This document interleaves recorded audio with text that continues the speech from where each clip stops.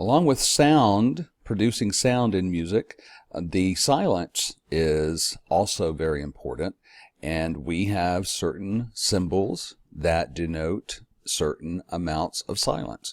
Remember, music is all built in time, and so each of these rests, we call them rests, represent a certain period of silence.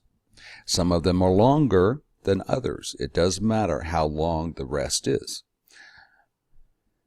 So these correspond with the notes. We learned that on the left-hand side there's the whole note.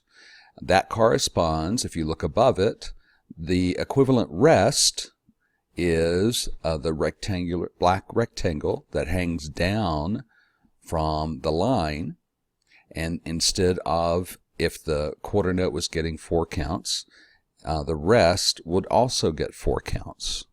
So it would be 4 counts of silence, not 4 counts of sound. For example, the quarter note, you see this squiggly little line above it, that is a quarter rest. So the quarter note gets 1 count of sound, the quarter rest gets 1 count of silence. So let's take a look at a measure or a little piece of the music. This is the treble clef, and the numbers on the left-hand side, 4 on top of 4. The top number, gets tells us that this particular measure gets 4 counts. The beats or counts are grouped in groups of 4.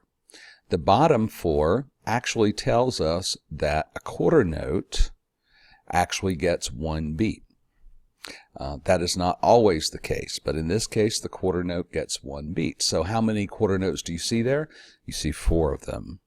So each one of those gets 1 beat, and this fills up a measure in 4/4 time with 4 beats, because each one of those get 1 beat, and there are 4 of them.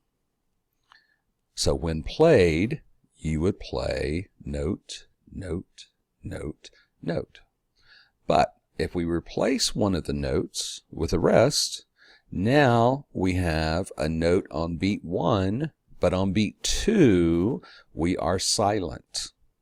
And then beat 3 we'll play a note, and beat 4 we'll play a note. So the second beat now is silent.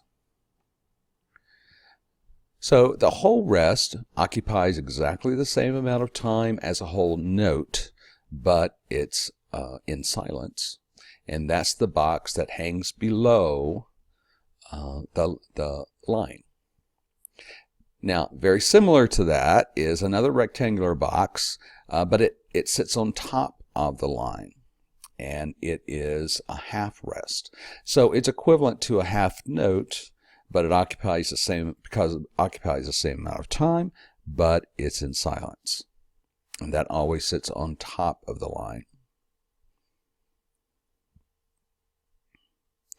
Now, we call this a flag. Remember, eighth notes have flags, 16th notes have flags, rests have flags. This is what an eighth rest looks like. So if an eighth note gets half a beat, then the eighth rest is also going to have the same duration of silence as half of a beat of silence. And sometimes you will also have 2 flags. For the 16th note you have 2 flags, and for the 16th rest you can have 2 flags.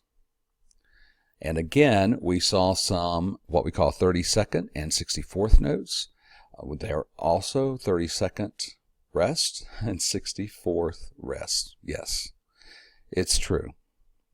Don't worry, again, you won't run into these for a while. So here's our chart on rests, starting at the top with the longest rest going to the shortest rest. If you have any questions, let me know.